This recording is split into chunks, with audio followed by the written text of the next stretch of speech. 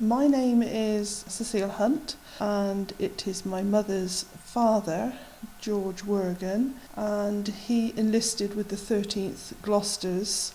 According to his document that came out from St Dunstan's, he enlisted on the 12th of January in 1915 in Cinderford, because that's where they came from.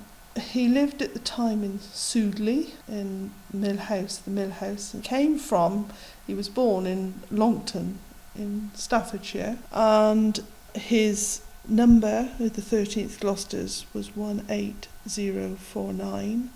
He was born in October 1886, and he was aged 31 when he enlisted. He married an Ethel Gamble, who at the time that he enlisted, they already had 4 children when they lived at Sudeley.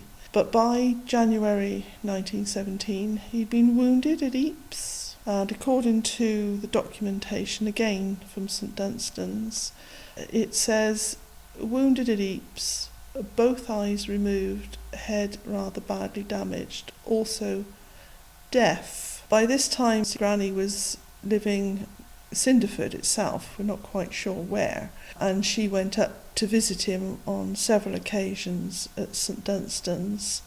He was originally in the 2nd London General Hospital, and she had letters sent to her from the hospital telling her how he was getting on. Then they sent, about a month later in February 1917, they sent some money to his mother up at Longton for her to come down and visit him. He arrived at the hostel, which is St Dunstan's Hospital, and his wife Ethel Worgan was there, and had a talk about what was happening and what was going on.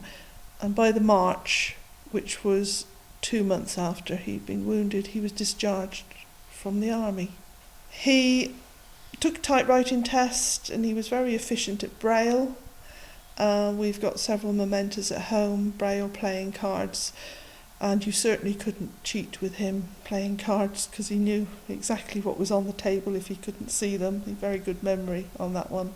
And he was taught how to use a patching machine by the people at St Dunstan's.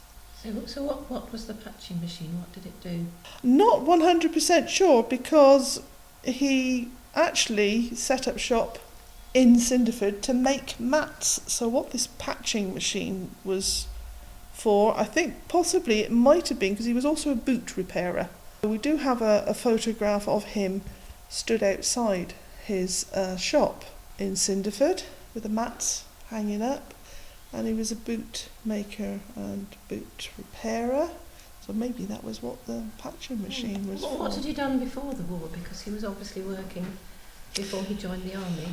He was listed as a miner, as a lot of people from the Forest of Dean were, and that was part of the 13th Gloucesters, that they recruited miners from, it was just the Forest of Dean division, or whatever they call them, battalion, and they were all miners that were recruited for them to dig the trenches to put the communication lines down.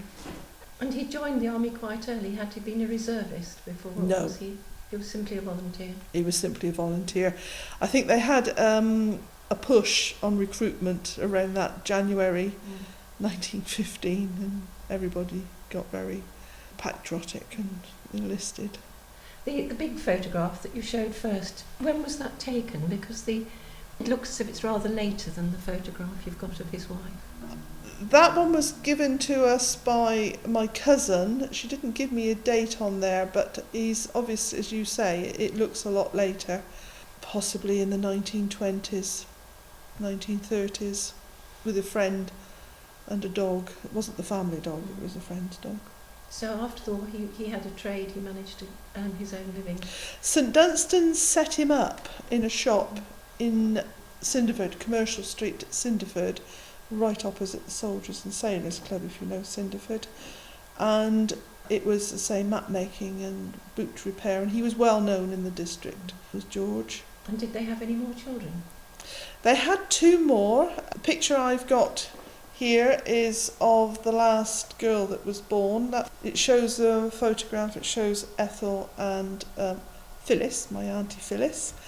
And then after that they had 2 boys, George and Edward. There were 7 in all. Thank you. Okay.